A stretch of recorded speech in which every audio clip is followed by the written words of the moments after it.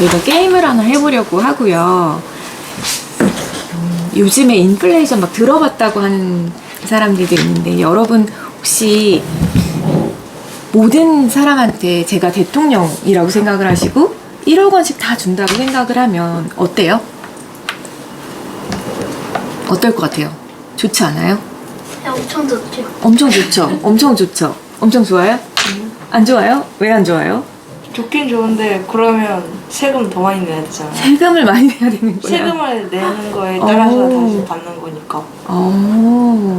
그냥 준다 그러면? 그냥 그냥 준다고 하면 이제 그런 물건 값도 이제 같이 올라가지 않을까요? 아, 그럴까요? 이미 알고 있나요? 여러분이 그러면 이렇게 1억이 있다. 뭐 사고 싶으세요? 주인은 뭐 사고 싶어요? 아무것도 생각 안 나요? 사고 싶은 거 없어요? 사고 싶은 거 있으면 뭐 얘기해 볼래요? 과자도 사고 싶다. 뭐 먹고 싶은 거 없어요? 아무것도 없어요? 이럴 수가. 이럴 수가. 얘기해 보세요. 저는 다른 사람한테 돈을 빌려주고 이자로 더 갚을래요. 아, 빌려주고. 지금 근데 그것도 너무 좋은 생각인데, 좀 뭔가 소비할 수 있는, 내가 사 먹거나 뭘 하거나 할 수 있는 거, 그런 건 하고 싶은 거 없어요? 그럼 좋은 집으로 가고 싶어요. 집도 있고, 또 또 작은 거는? 네? 작은 거. 작은 거요? 뭘 써버리는 거.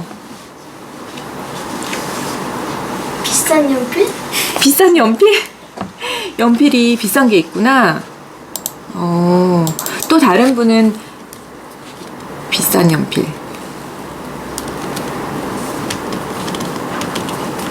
비싼 연필이 있어요? 아니면 수학책? 수학책? 또 뭐? 사고 싶은 거 없으세요? 도진이도? 딱히 없어요. 없어요? 이럴 수가. 얘기 하나 해봐요. 어머니가 얘기해 주셔도 돼요. 구매하고 싶은 거. 바구니를 보니까 빵을 담고 싶대요. 아, 빵이요. 네. 또 하고 싶은 거 다 얘기해보면 좋은데. 태블릿? 네, 이런 것들을 다 담았습니다. 이런 거를 이제 이 바구니에 다 담았는데, 이거를 제가 팔려고 해요. 그게 다 담겨있는 바구니가 여기 있어요. 자, 여기 간식을 해놨는데, 이게 지금 여기에 있는 과자와 연필과 수학책과 빵과 태블릿과 여러분이 사고 싶은 옷과 다 들어있는 거라고 생각을 하세요. 이거를 제가 팔려고 하는데요. 지금 오늘 사용하게 되는 거는 이게 돈이에요. 이게 지금 200개 바둑알인데, 이거 하나당 1,000원이라고 할게요. 그러면 200개가 있으면 이게 얼마일까요? 20만 원이요. 20만 원이요. 20만 원을 제가 드릴게요.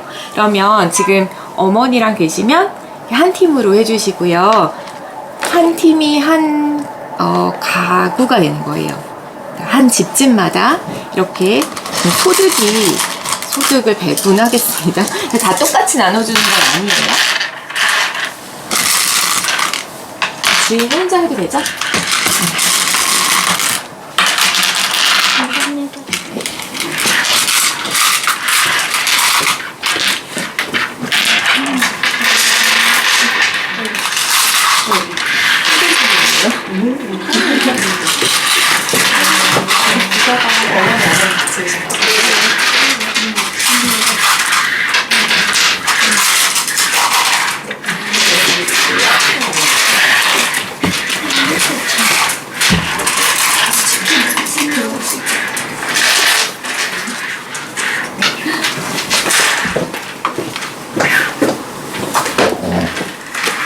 여러분 경매 아세요? 경매하는 거 본 적 있어요?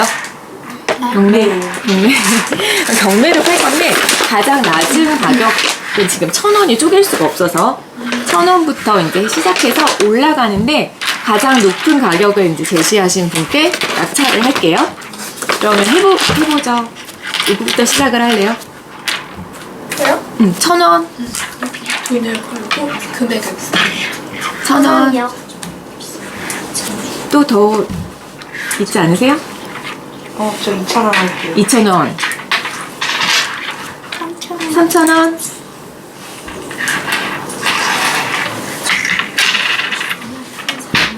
이름이 뭐예요? 정윤서요. 윤서는 4,000원 안 할래요? 이게 뭐예요? 아, 이거요? 여기에 과자가 들어있어요. 과자. 근데 이게 과자가 아니라 정말 이 모든 것이 들어있는 물품 꾸러미라고 생각을 하시면 돼요.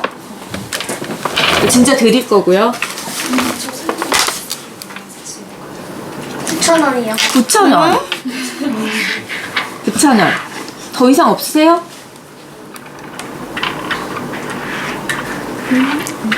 없어요? 9,000원에 낙찰할까요? 없으세요? 10,000원 없으세요? 없어요. 없어요. 네, 그럼 9,000원에 낙찰을 하겠습니다. 네. 네, 이거는 이제 가지면 되고요. 그럼 우리가 제가 그걸 안 드렸네요. 뭐 하나씩 드리고 적어도 괜찮아요.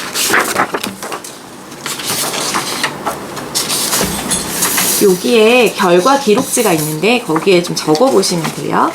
주시는 뒤로 넘겨. 아, 네네네. 네.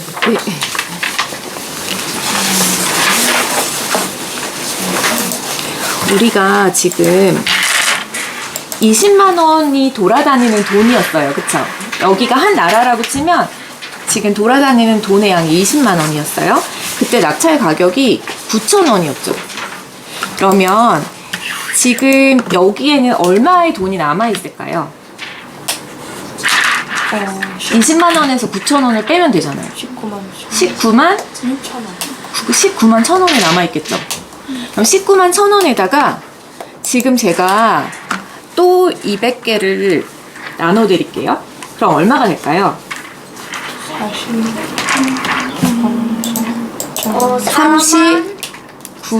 39만 1,000원. 이렇게 되겠죠? 그러면 또 다시 나눠드릴게요.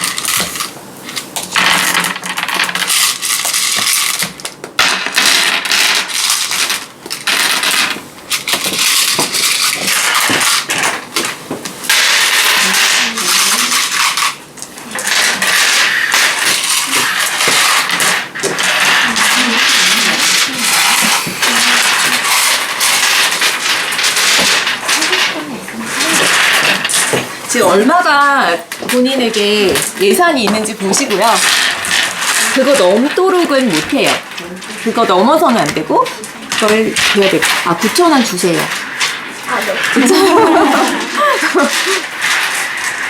네.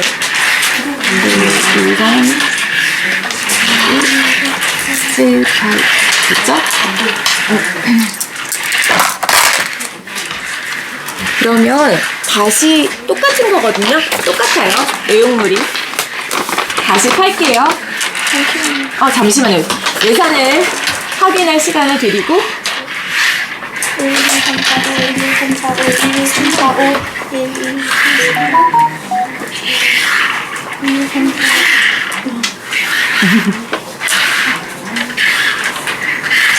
2, 3, 4, 또 두 개만. 자, 이제 다 계산이 되셨나요? 네. 그럼 시작할게요. 주희가 얘기해줄래요? 1,000원? 2,000원. 5,000원이요. 5,000원이요. 10,000원 할게요. 10,000원. 15,000원이요. 15,000원. 2만 20,000원. 25,000원. 25,000원. 3만 원이요. 3만 원이 있어요? 네. 3만 원. 3만 원이 된다고요? 네. 어떻게? 전 너무 아, 부담이. 네네네네. 되는구나. 4만 원. 전 너무 부담이 돼요. 4만 원. 가격이 너무 4만 원. 4만 원 이상 없으세요? 45,000원 할게요. 4만 5천 원 있어요? 네. 오, 네. 4만 5천 원.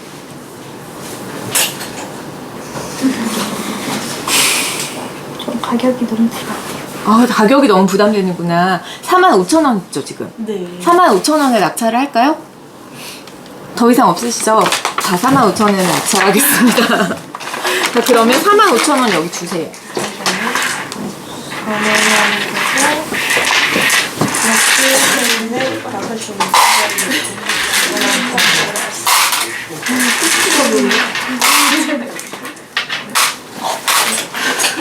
네.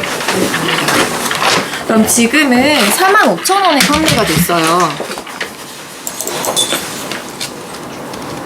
네, 이번에는요, 제가 또다시 한 번, 이제 마지막인데, 한 번 더 할 건데요.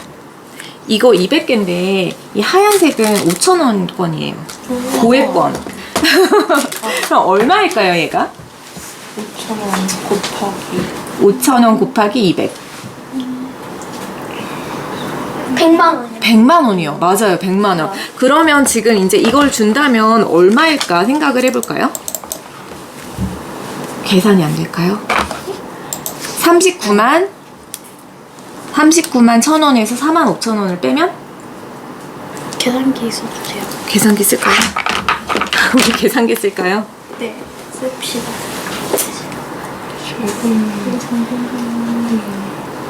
암산이 안 되시죠? 네, 안 돼요. 39만 1,000원 빼기 45,000원은 46,000원. 34만 6천원인데 100만 원을 더 드릴 거니까 134만 6천원. 아이고, 맞네요. 134만 6천원. 됐죠? 야, 그러면 네, 여기다가 적어도 돼요. 여기다가 적어보시면 돼요. 여기에서 이렇게 맨 처음에 이거를 몇 가지 올랐어요.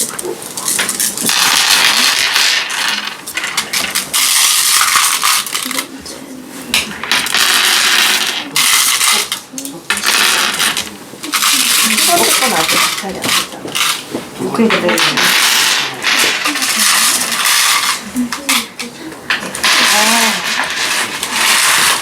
20.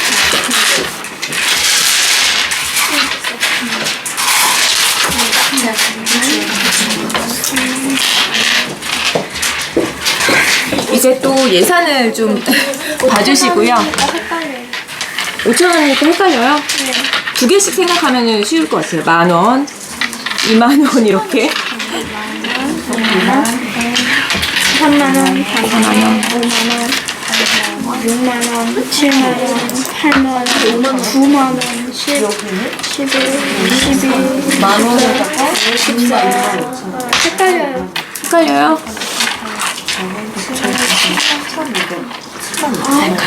그럼 10만 원씩 해볼까요? 하나, 둘, 셋, 넷, 다섯, 여섯, 일곱, 여덟, 아홉, 열. 10만 원. 이게 10만 원. 이게 10만 원. 하나, 둘, 3, 6, 7, 8, 9. 그러면 9만 5천 원. 9만 5천 원. 9만 7천 원. 오케이. 여기까지 잡아. 다 더하면? 암산이 안 돼. 음산이 안 돼요? 계산기 쓸래요? 그러면 조금씩 지금 이게 얼마죠? 1,000원? 아, 만 원? 2만 원, 3만 원, 4만 원, 5만 원, 5만 원 하고 이게 아까 얼마였지? 그럼 15만 원? 5만 원. 여기 15만 원에다가 9만 7천 원. 네. 24만 7천 원. 24만 7천 원이요. 네. 네, 그러면 지금 계산하셨어요? 다 계산되셨죠? 이제 다시 마지막 판매할게요. 1,000원. 3천. 3,000원. 9천 원이요. 9,000원이요. 만 원. 만 원. 도진이는 2만 원. 2만 원. 2만 5천 원. 25,000원. 5만 원이요. 5만 원. 6만 원. 6만 원. 7만 원이요. 7만 원, 8만 원, 8만 원, 9만 원. 9만 원, 10만 원, 10만 원, 11만이요. 11만 원, 11만 원, 15만 원. 15만 원, 16만 원이요. 16만 원, 18만 원. 18만 원, 19만 19만 원, 19만 5천 원. 19만 5천 원.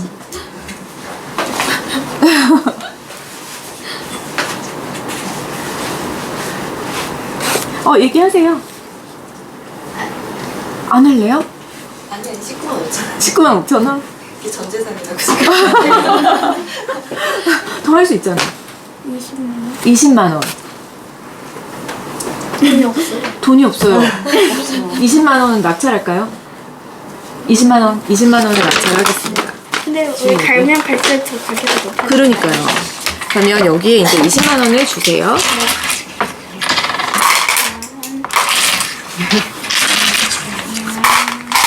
5만 원, 여기까지 하면 5만 원. 그리고 여기는 10만 원. 10만 원. 이게 얼마에 팔기로 했지? 20만 원. 20만 원. 20만 원. 그러면 요것만 남기면 되겠습니다. 이렇게 되면 되죠? 아니요. 오케이. 네, 끝났으니까. 자, 그러면 여기 보시면 20만 원. 아주 비싸다. 네. 지금 이렇게 시중에 돌아다니는 돈의 양이 많아지면 물가가 지금 물품꾸러미라고 했잖아요. 그 물품꾸러미라고 얘기했던 게 사람들이 사는 그런 종목들을 모아가지고 어떤 이런 펜 하나는 가격이라고 하죠. 근데 전체적인 그런 물건들의 가격 수준을 물가라고 하거든요. 물가가 올라가는 거예요. 돈의 양이 많아지면 물가가 올라간다. 우리가 이렇게 볼 수 있었던 거죠. 그래서 아까 1억 원씩 나만 1억 원이 있어야지. 다 1억 원씩 다 늘어나면 물가가 올라서, 그러니까 얘기를 도진이가 했었죠. 그렇게. 그러면 물가가 오르면 내가 소득이 많아져도 별로 좋을 것 같지가 않아요. 라고 한 게 그런 의미예요. 그래서 보통 이런 식으로 여러 번 해봐도 그렇게 나오고요. 그러면 우리 그런 거 들어봤어요? 상관관계가 있다? 네? 상관관계? 안 들어봤구나. 상관 있어라는 거 들어봤죠? 네. 상관관계가 있다라는 표현을 써요. 근데 같이 통화량이 늘어나니까 통화량이라는 게 유통되는 화폐를 줄여서 통화라고 하거든요. 유통되는 화폐. 유통이 되고 있는 그러니까 시중에 돌아다니는 돈이라고 보면 되는데, 시중에 돌아다니는 돈이 많아졌을 때 물가가 올라요. 여기서 낙찰 가격이 그 물가를 표현을 한 거예요. 그래서 물품꾸러미 바구니에 담았었고, 그런데 이렇게 어떤 게 증가할 때 함께 증가하더라 라고 하는 거를 상관관계가 있는데, 그 중에서 양의 상관관계가 있다. 이런 얘기 들어봤어요. 음수, 네. 양수 이런 거. 그래서 음은 마이너스고 양수는 플러스잖아요. 이게 함께 가는 거를 이제 양의 상관관계가 있다라는 표현을 써요. 선생님, 네. 그럼 만약에 자기가 갖고 있는 그 돈을 별로 안 쓰면 물가는 더 줄고, 그 줄일 때 쓰면 더 이득이지 않아요? 물가가 내릴 때 쓰면, 근데 한 사람이 하는 걸로는 참 그게 힘들 것 같기는 해요. 여러 사람들이 다 안 쓰면? 네. 그쵸, 그럴 수 있어요. 돈을 나라에서 너무 지금 사람들이 소비를 너무 안 해가지고 그러면 장사가 잘 안 되겠죠. 그렇지 않아요? 너무 소비를 안 해주면? 그래가지고 그런 거를 정부에서, 나라에서 사람들한테 이거 좀 돈 좀 쓰세요 하면서 돈을 좀 주기도 해, 보조금을. 우리 코로나 처음에 시작했을 때 장사가 너무 안 될 것 같아, 사람들한테 돈을 쓰세요 이랬어. 그러면 또 돈을 또 주는 거, 보조금이라는 걸 줬어요. 근데 옛날에 일본에서도 그런 적이 있는데, 그렇게 했는데 일본 사람들이 저금만 한 거야. 주영이가 얘기한 것처럼 돈을 쓰라고 줬는데 너무 다 저금만 하니까 그게 효과가 없는 거예요. 그래서 오히려 거기서는 이제 이게 물가도 너무 안 오르고 살짝 올라야 경제가 이제 괜찮은 거거든요. 근데 너무 물가가 안 오르고 있다 이러면 정상은 아니에요. 돈이 풀리면서 쓰고 또 그게 이렇게 조금씩 올라서 우리나라 같은 경우에는 뭐 그러니까 2, 3% 사이에서 올라가면 그게 이제 정상적인 좋은 거다라고 보는데 그게 안 올라가고 있어도 경제가 안 돌고 있구나라는 거거든. 근데 지금 얘기한 것처럼 사람들이 다 안 쓴다. 그러면 그런 생각을 하고서는 나중에 써야지 라고 다 저축만 하면 진짜 그런 일이 발생할 수 있어요. 경제가 잘 안 돌아가는. 그런 물건도 팔리고 생산도 하고 계속 그게 돌아가야 되는데 그게 잘 안 될 수 있어. 그래서 지금 이게 이제 수학책에, 이제 중학교 수학책에 나오는 얘기인데, 아까 지금 앞에서는 우리가 어떻게 그려놨었냐면, 이 가로축에, 그냥 그러니까 첫 번째, 두 번째, 세 번째 이렇게 해놓고 이 금액을 얘기를 써놨잖아요. 그래서 통화량이 늘어나니까 낙찰 가격도 같이 올라간다. 요거를 표현을 했는데 그냥 통화량하고 낙찰 가격을 가로축, 세로축에 쓰는 거예요. 그러고 점을 찍는 거지. 지금 여기서 보면은 우리 아까 20만 원일 때 9,000원에 팔렸죠. 그러면 여기에 통화량을 쓴다고 생각을 해볼게요. 그러면 20만 원일 때 9,000원 이런 식으로 점을 찍는 거예요. 그리고 얼마였더라 우리 지금 두 번째 했을 때는 얼마였었죠? 통화량이 39만. 그럼 39만 1,000원일 때 물가가 얼마였었죠? 45,000원. 그거를 이렇게 점을 찍으시면 돼요. 근데 그런 게 많이 모이면 이런 식으로 점들이 생기거든요. 그러면 이런 거를 두 별량이라고 표현을 했는데, 별량이라는 게 변하는 양이야. 변하는 양이라는 게 지금 물가도 변하는 양이고 통화량도 변하는 양이잖아요. 그래서 두 개의 별량을 양쪽에 놓고 그거에 점들을 찍어보는데, 그런 게 아까처럼 같은 방향으로 움직이면 이런 식으로 나와요. 이렇게 표현한 거를 산점도라는 표현을 쓰거든요. 산점도에서 보면 이런 거를 양의 상관관계가 있다. 같이 가는 애들이다. 통화량이 많아지고 그럼 물가도 같이 올라가고. 그럼 또 만약에 몸무게라고 하면 몸무게와 같이 가는 애 뭐 있을 것 같아요?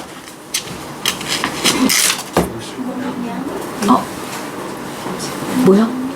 그 음식 먹는 거. 몸무게와 음식을 섭취하는 양. 맞아요. 그런 것도 될 수 있고. 그 음식을 먹으려고 사는 양도 될 수 있고, 또 키가 커지면 몸무게도 늘어나는 경향이 있죠. 키가 작은 사람보다. 그러면 키와 몸무게, 뭐 음식 섭취량 이런 거 다 될 수 있을 것 같아요. 그러면 반대로 여기서 얘기한 것처럼 운동을 많이 하는 사람이 좀 비만이 뚱뚱하다는 거잖아요. 이제 뚱뚱할 가능성이 낮아지죠.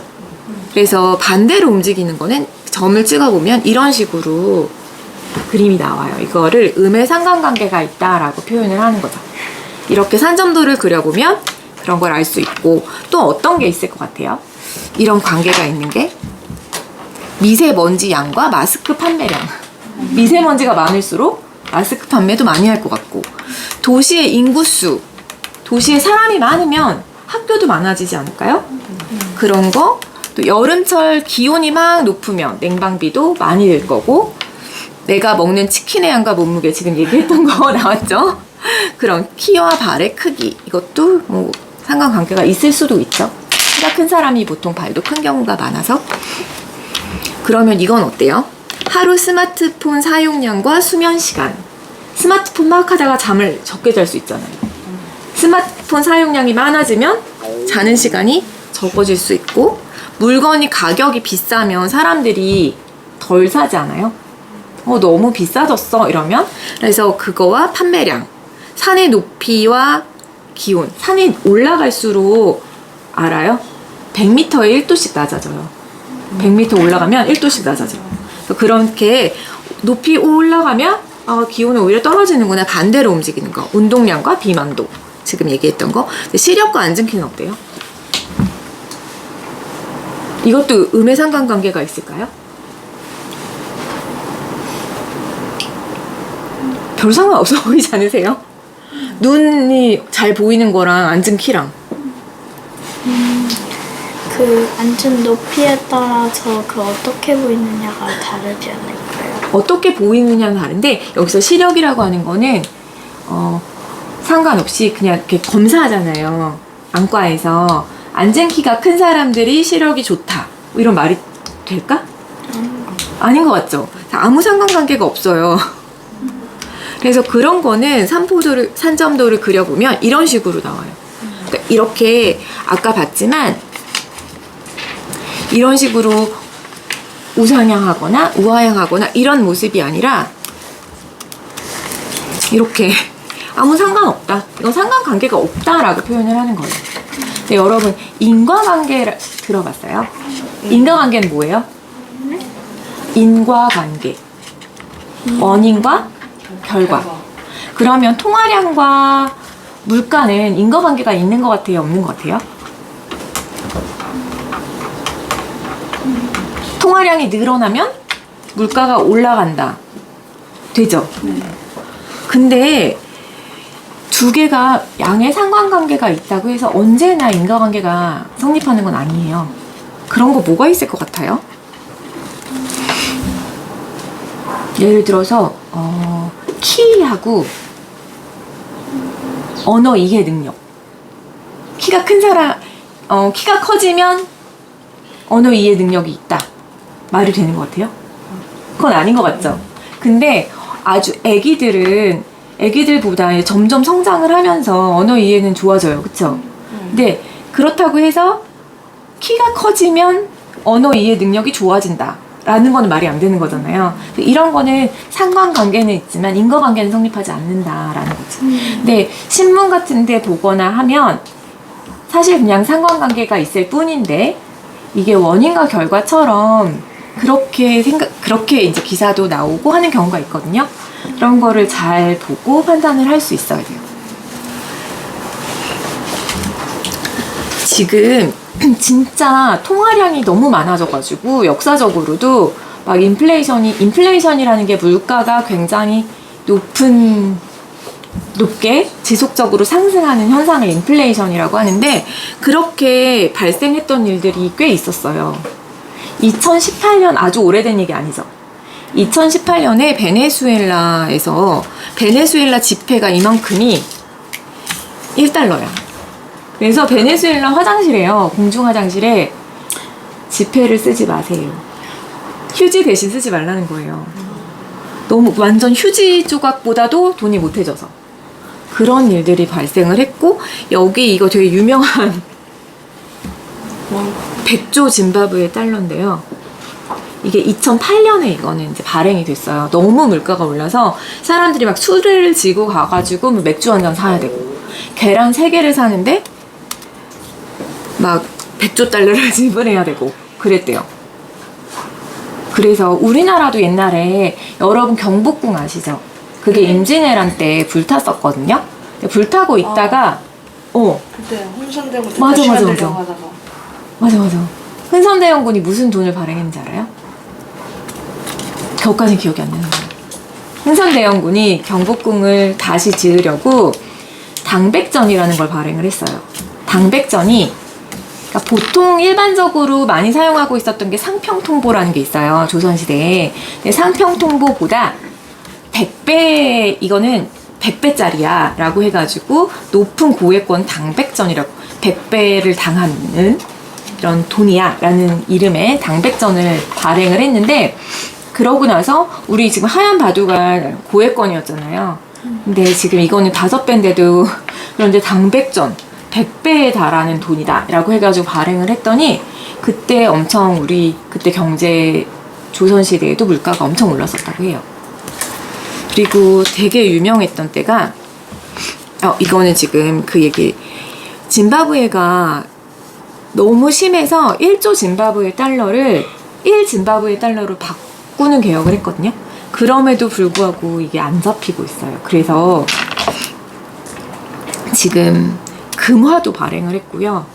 근데 나중에 지금 얘기를 할 거지만 기준금리 올리는 게 이제 그런 거를 잡는데 좀 효과가 있는데 금리가 지금 우리나라는 지금 3.5% 이런데 여기는 지금 200%까지 올렸었어요.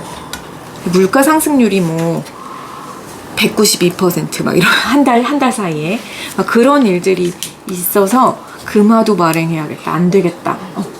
그럼 여기 기준금리가 200%까지 올라갈 수 있는 거예요? 왜 100%가 거의 다 최대치인 걸로 알고 있는데요. 아, 여기는 지금 그렇게 올렸어요. 100%가 최대치는 아니고 더 올릴 수도 있어요. 그래서 그렇게 올리고 지금 이런 게 베네수엘라에서 돈으로 만든 거예요. 돈으로 만들고 그런 것들도 있는 거죠. 그래서 돈 대신 금으로 음식값을 내야 된다. 그리고 이게 너무 심할 때는요. 점심을 먹기 전에 가격을 지불하는 게 점심 먹고 나서 지불하는 것보다 낫다고. 그 사이에 돈이 올라서 그런 이야기도 있었고요. 여기 화면에 보이시는 거는 독일이에요. 1차 세계대전 이후 독일. 알아요?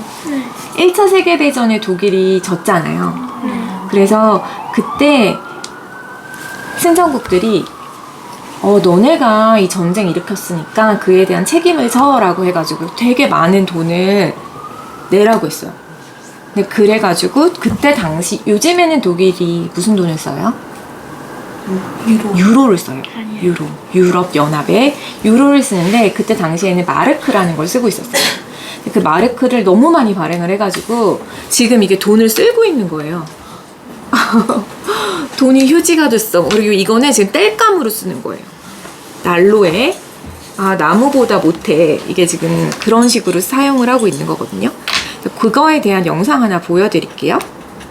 선생님, 근데 돈이 저렇게 바닥에 있으면 주워서 쓰면 되잖아요. 근데 그걸 주워서 쓸 정도, 그러니까 막 휴지 조각이 막 돌아다니고 있는데 그 휴지를 쓰지 않잖아요, 잘. 그런 것처럼 돈의 가치가 너무 없어진 거예요. 돈의 가치가 정말 버려지는, 우리 A4 용지도 그냥 막 버려져 있는 것들 많죠. 이면지로 써도 되는데 막 굳이 그렇게 안 하잖아요. 그런 것처럼 진짜 그냥 막 돈이 막 쓰레기처럼 굴러다녔던 거예요. 진짜 그런 일들이 벌어졌었고요. 지금 요즘에 물가, 이건 너무 재밌어서 이러지 않겠죠, 이제. 웃긴 게 막 SNS에 돌아다니더라고요. 통화량 증가로 화폐 가치가 왜 하락해? 전화 많이 하면 돈 가치가 없어지는 건가? 막 이렇지 않죠, 이제. 우리 통화량은 돈의 양이고, 돈의 양이 많아지면 돈의 가치가 떨어진다. 돈이 많아지면 물건이랑 돈이랑 바꿀 때 돈을 더 많이 줘야 되게 되는 거죠. 그러면 돈의 가치가 떨어지는 거고, 그러면 돈의 가치를 유지하는 게 되게 중요하구나를 우리가 알았어요. 근데 그런 돈의 가치를 안정적으로 유지할 수 있게 하는 나라의 기관이 어딜까요? 은행? 은행? 그냥 은행? 중앙은행? 중앙은행. 우리나라의 중앙은행이 어딜까요? 한국은행. 한국은행에 저축해 본 적 있어요? 없죠. 한국은행은 저축하지 못해요. 한국은행은 이런 나라의 돈의 가치를 안정시키는 그런 역할을 하고, 또 경제 정책을 하고, 그리고 은행들이 돈이 부족할 때 은행들한테 돈을 빌려줄 수 있고 하는 역할을 하고 있어요. 그래서 한국은행에서 이렇게 물가가 많이 오르면 안 되는데 라고 하는 거고, 신문에 엄청 많이 나왔을 거예요. 요즘 작년에 하도 물가가 많이 올라가지고 미국도 엄청 올랐었거든요. 2022년 6월에 미국이 9몇 % 물가 상승률이 있었어요. 근데 그런 적이 없었거든요. 40년 동안. 그랬다가 갑자기 물가가 막 이렇게 오르네? 근데 그런 게 아까 얘기했지만 그 코로나 시작했을 때 우리나라뿐 아니라 굉장히 많은 나라들에서 지원금을 많이 줬어요. 나라들에서. 그런 영향도 있고,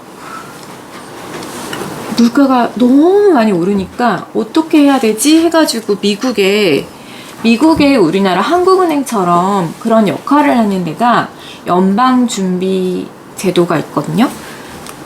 연방준비제도에 파월 의장이 있어요. 그분이 뉴스에 되게 많이 나와요. 그래서 이분이에요. 얼굴도 봐주시고 우리나라는 이창용 총재가 하고 있고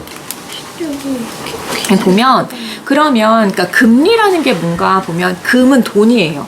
돈. 그리고 이는 이자율. 이자 아세요? 은행에 저금하면은 이자 주는 거 알아요? 몰라요? 알긴 알아요. 이자는 그 돈에 내가 100만 원을 저금했어요. 그러면 거기에서 은행은 그 100만 원을 다 가지고 있지 않거든요. 뭐 하는 데 쓰냐면 다른 사람, 필요한 사람한테 돈을 빌려줘요. 그리고 다 가지고 있진 않고 근데 내가 100만 원을 저금했는데 또 찾으러 갈 수 있잖아요. 그러니까 그 중에 일부만 남겨놓는 거예요. 뭐 10만 원만 남겨놓았다고 해봐요. 그럼 90만 원은 대출을 해주는데 쓸 수 있어요. 그럼 대출을 해주면 다른 사람들이 이제 돈을 빌려줬다는 뜻이에요. 그럼 빌려준 사람한테도 이자를 받아요. 그거에 대한 대가. 내가 빌려줬으니까 고맙다고 돈을 줘야지 라고 하는 거예요. 그런 거를 대출해줬을 때 적용하는 이자, 원금 대비 이자의 비율, 이거를 이자율, 그걸 대출 금리라고 표현을 해요. 근데 대출해줬을 때 받는 이자가 예금한 사람한테 주는 이자보다 더 많아요. 왜 그럴까? 은행도 자선 사업하는 데가 아니죠. 은행도 운영을 할 비용이 들어가잖아요. 자기네 월급도 줘야 되고. 그러면 대출해줬을 때 돈을 사람들한테 많이 받아서 예금해준 사람들한테 또 고맙다고 줘야 돼요. 그래서 예금금리가 있고 예금했을 때 그 돈에 대해서 붙는 이자율이 예금금리, 대출해준 사람들한테 받는 게 이제 대출금리예요. 그런 게 금리인데 그런 금리의 기준이 되는 걸 한국은행에서 정해요. 그게 기준금리예요. 근데 그 기준금리가 이제 뭐 이건 대출금리도 아니고 예금금리도 아니고 뭐지? 라고 하는데 한국은행에서 발행하는 채권이 있거든요. 채권이라는 거는 돈을 빌리는 증서예요. 내가 여기에 110만 원이라고 적었어요. 한국은행에서. 그리고 그거를 주희한테 팔아요. 그럼 주희한테 110만 원짜리인데 1년 기다리면 110만 원 줄게 그러는 거예요. 그리고 지금은 100만 원에 사. 그럼 10만 원 이득이네. 살래 말래. 당장 돈이 필요하면 안 사겠지만 당장 돈이 안 필요하면 10%나 붙어? 이러면 살 수 있잖아요. 그렇게 해서 제가 한국은행인데 주희한테 돈을 100만 원을 얻어오는 거죠. 그런 식으로 이제 채권을 발행을 할 수 있는데 그 채권 중에 한국은행에서 발행을 하는데 1년짜리 말고요. 7일 만에 갚아줄게. 완전 단기적. 짧게 돈을 빌렸다가 이제 돌려주는. 근데 얼마 이자를 붙여서 그때 적용되는 이자율이 기준금리거든요. 7일물 RP라고 환매조건부 채권이라고 해서 판매하는 게 있는데 그거예요. 근데 지금 나라마다 그 기준금리로 정하는 거는 달라서 우리나라는 7일물 RP로 하고 있고 이제 은행 간에 하루짜리 빌려주고 하는 걸로 이제 미국에선 정하는데 미국 같은 경우에 지금 거의 0.25%였어요. 기준금리가. 그러니까 은행에서 뭐 하루 돈 빌리고 다른 은행에서 이제 갚아야 되는 거는 그 원금의 0.25만 주면 되는 거였어요. 근데 미국에서 하도 이제 너무 물가가 너무 올랐어. 2022년 6월 막 그때 9% 넘어갔어. 막 이러니까 이제 막 올리기 시작한 거예요. 근데 너무 많이 미국에서 올려서 지금은 세상에 0.25였던 게 1년 만에 5.25%가 됐어요. 엄청 많이 올랐죠. 그러면 기준금리가 올라가면 예금금리도 오르고 대출금리도 오르고 그러니까 시중에 있는 은행들에서도 그런 금리를 올려요. 이자율을.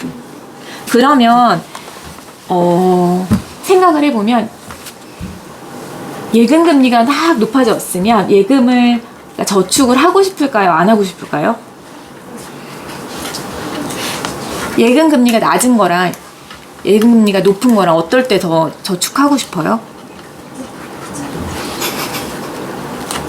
100만 원 맡기면 1년에 10,000원 줄 때랑 1년에 5만 원 줄 때랑 언제가 더 좋아요? 5만 원 줄 때. 그게 금리가 높아진 거예요. 그러니까 아, 돈을 맡기면 많이 그러니까 이자가 많이 나오네? 라고 되는 거예요. 금리가 높아지면. 그러니까 예금을 많이 하죠.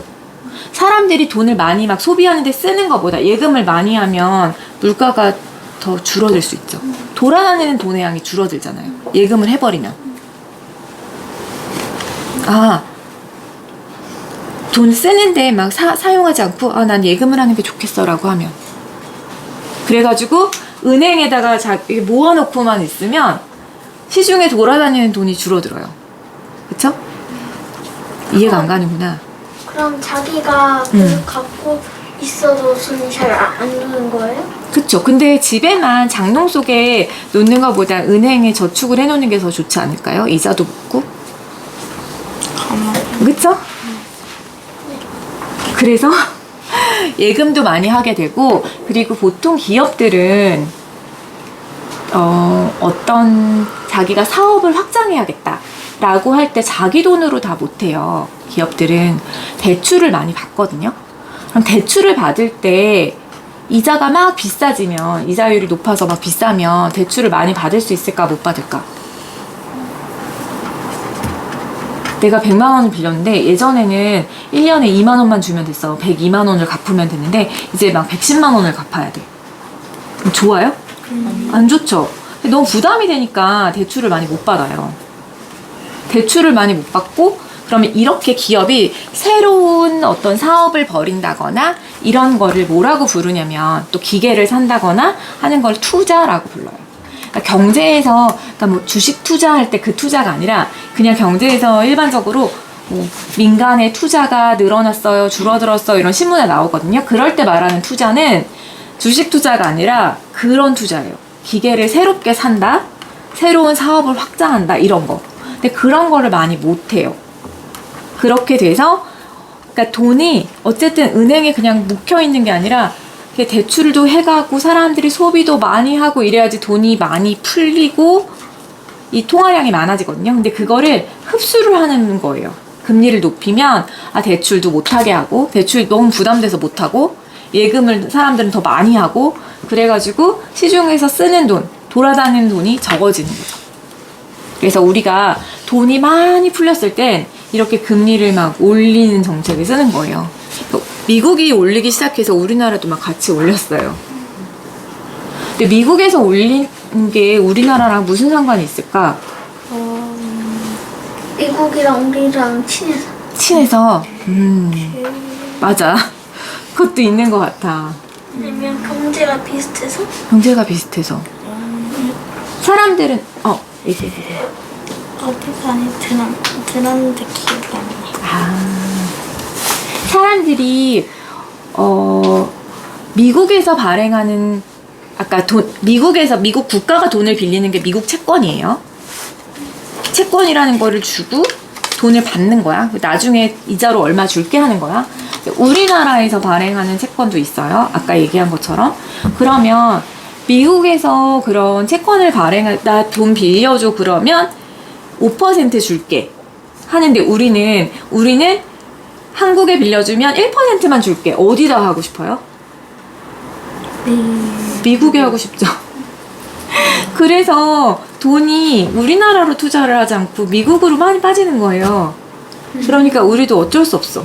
같이 올려야 돼. 우리 물가도 올랐지만 또 미국이 금리를 막 올릴 때 우리도 같이 올릴 수밖에 없어요. 안 그러면 자본이 막 빠져나가요.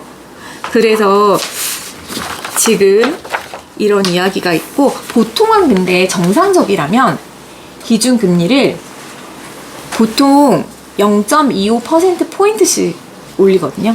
뭐 0.5였다가 0.75가 됐다가 1이 됐다가 이런 식으로 하는데, 미국에서 그 스텝이 너무 큰 것들이 많았어요. 막 자이언트 스텝, 빅 스텝 막 이렇게 얘기를, 자이언트가 더 높아요.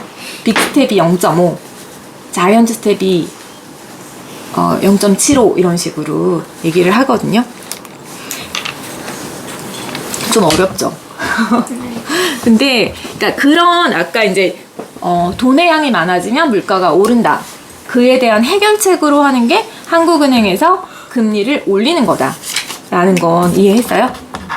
그거가 있고, 지금 국채라는 게 있었는데, 국가에서 발행한 채권이라는 거고, 채권이라는 게 아까 지금 얘기한 것처럼 여기 증서로 내가 여기 110만 원이라고 적혀 있는 건데, 팔 때는 더 싸게 파는 거야.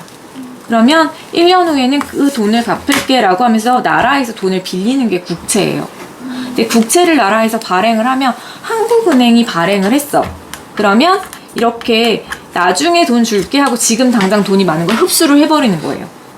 그리고 나중에는 물론 다시 지급을 해야 되지만 이자까지 붙여서 라고 하는 거고, 금리라고 하는 것은 돈에 대한 원금, 자기가 맡기거나 뭐 빌리거나 한 그 돈이 원금이고, 원금에 대한 이자의 비율을 말을 하는 거예요. 그래서 보통 이렇게 막 인플레이션이 심할 때, 물가가 막 올랐을 때 국채를 매각이 판다는 거거든요.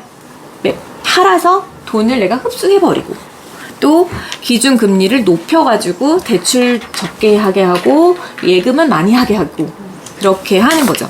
그런 정책들이 있어요. 근데 아까 기준금리가 5%, 미국은 5.25%예요 했잖아요. 근데 아까 제가 0.5에서 0.75가 됐어. 그럼 몇 퍼센트 올랐어? 라고 하지 않고 0.25% 포인트라는 표현을 썼어요. 퍼센트하고 퍼센트 포인트는 다른데 어떤 차이냐면, 기준금리가 1.75%에서 2.25%로 인상됐어요. 몇 퍼센트 인상된 건가요? 0.75에서 2.25. 0.5%. 0.5%. 그렇게 생각을 하죠. 그게 0.5% 포인트 올랐다라고 하는 거예요.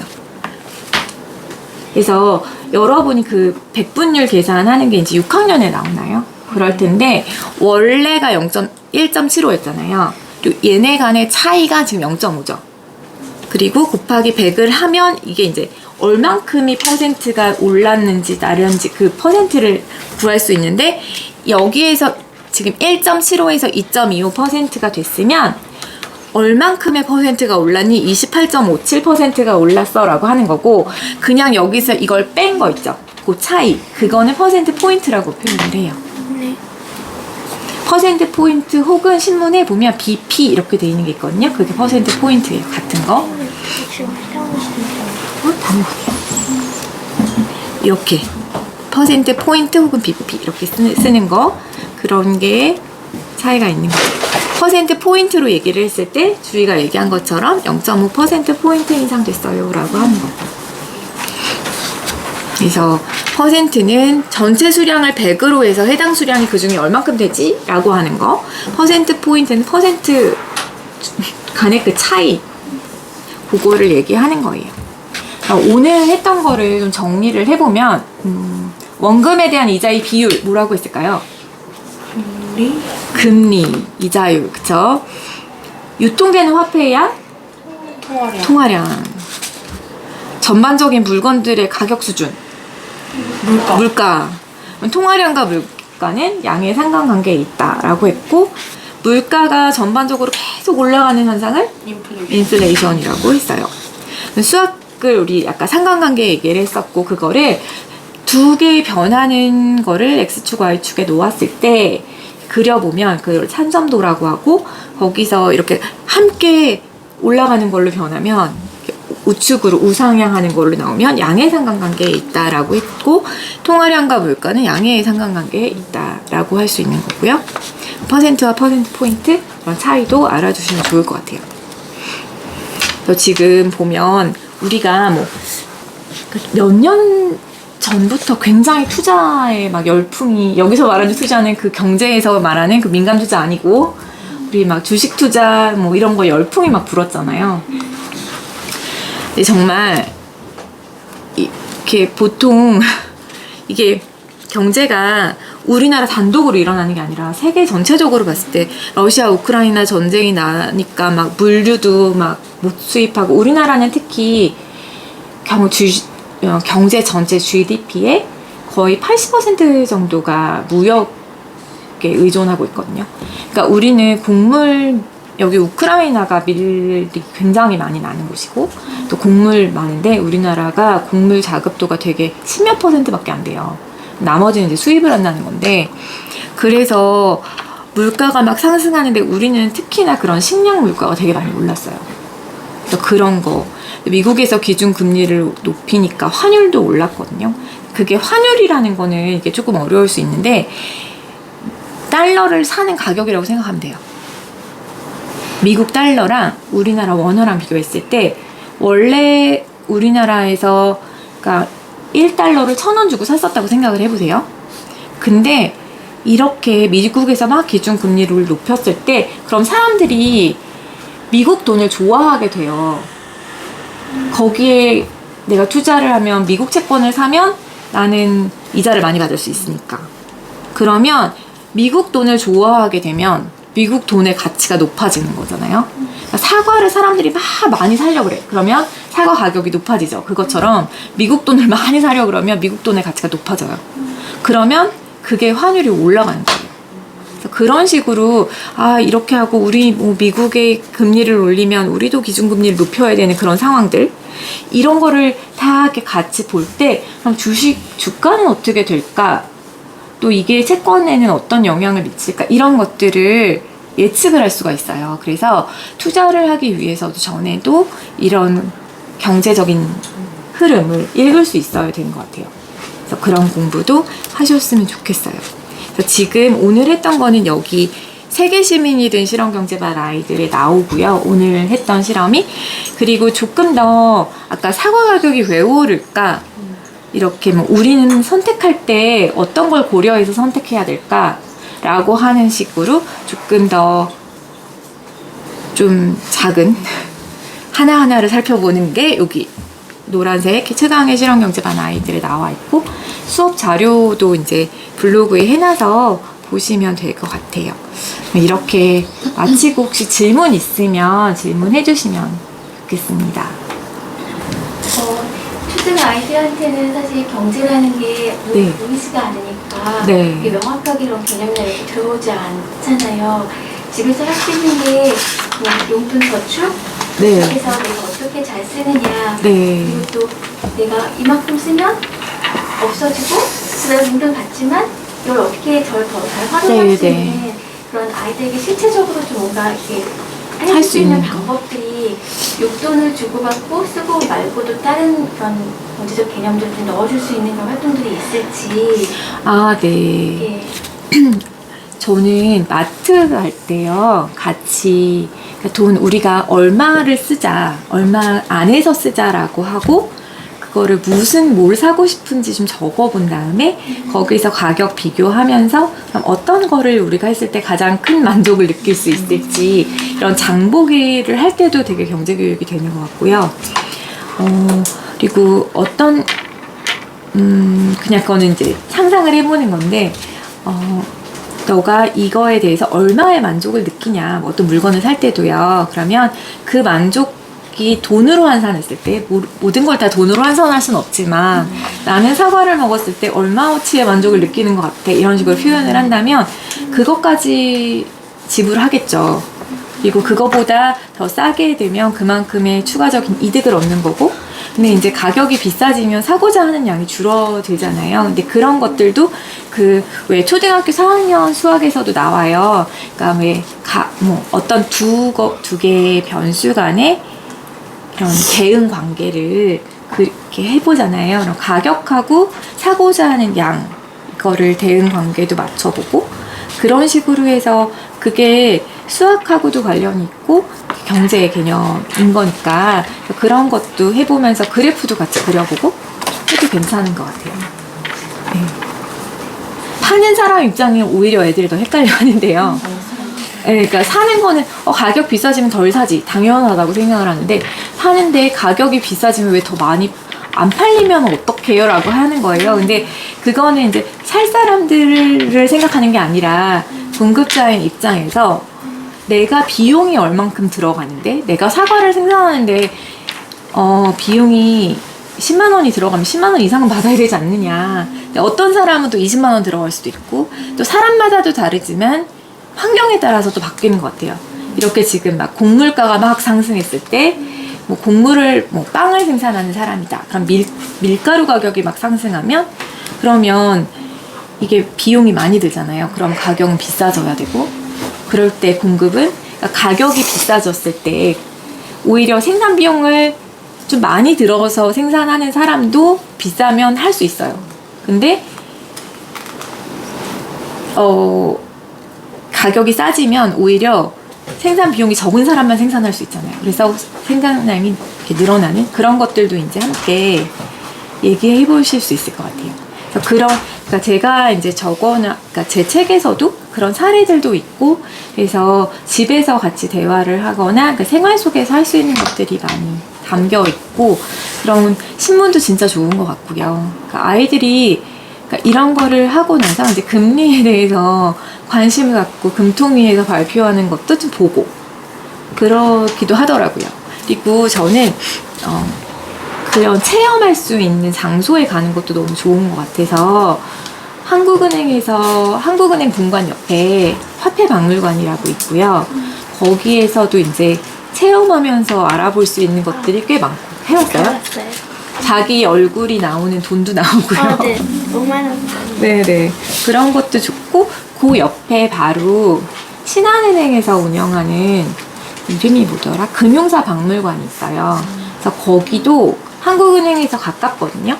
근데 거기서는 왜 우리나라 국채보상 운동할 때 옛날에 했던 그런 지금 뭐 유네스코 문화유산이라고 하는 그런 채권이었나? 뭐 어떤 문서도 있고 찾아볼 수 있는 거 되게 많아요. 볼 수 있는 것들. 그리고 6학년 사회에 그게 나와요. 우리나라 경제발전사가 나오는데 그게 딱 있는 곳이 광화문에 대한민국 역사박물관이라는 데가 있거든요.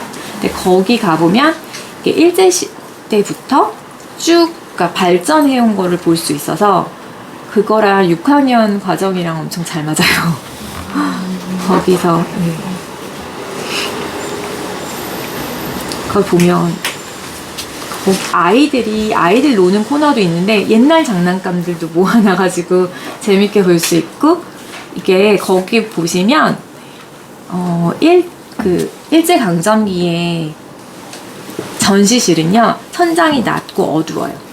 그러다가 이제 우리나라가 점점 발전해 나가는 걸 보면 이제 천장도 높아지고 밝아지고 이런 것도 이제 분위기도 같이 할 수 있게끔 설계를 하셨더라고요. 그런 것도 보시면 좋을 것 같고요. 우리나라가 옛날에 어떤 것부터 수출하기 시작했고 어떻게 했고 이런 게 다 나와 있어서 6학년 사회 할 때 되게 좋아요. 어디? 대한민국 역사박물관? 아, 네. 대한민국 역사박물관은 광화문이에요. 미국 대사관 바로 옆이에요. 그런 장소들이 꽤 있어서 찾아보시면 진짜 많을 것 같아요. 그러니까 저는 그 세 군데는 저희 아이랑도 다니고 여러 번 갔던 것 같아요. 그 연계 강의도 있는 걸로 알고 있어요, 한국은행은. 그래서 그런 걸 신청해서 하실 수 있을 것 같아요. 그리고 그런 딱 그 역사를 알고 싶으면 대한민국 경제 역사였나 제목이? 그런 책이 있어요. 근데 어린이용 책인데 어려워요. 그런데 딱 그때 그거를 공부하고 싶으면 그 책 되게 좋더라고요. 석혜원 작가님 쓰신 건데 좋았던 것 같아요.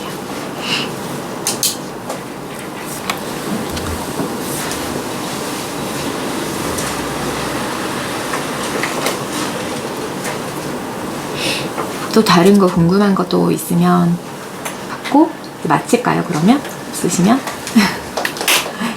네, 감사합니다. 참여해 주셔서 고맙습니다.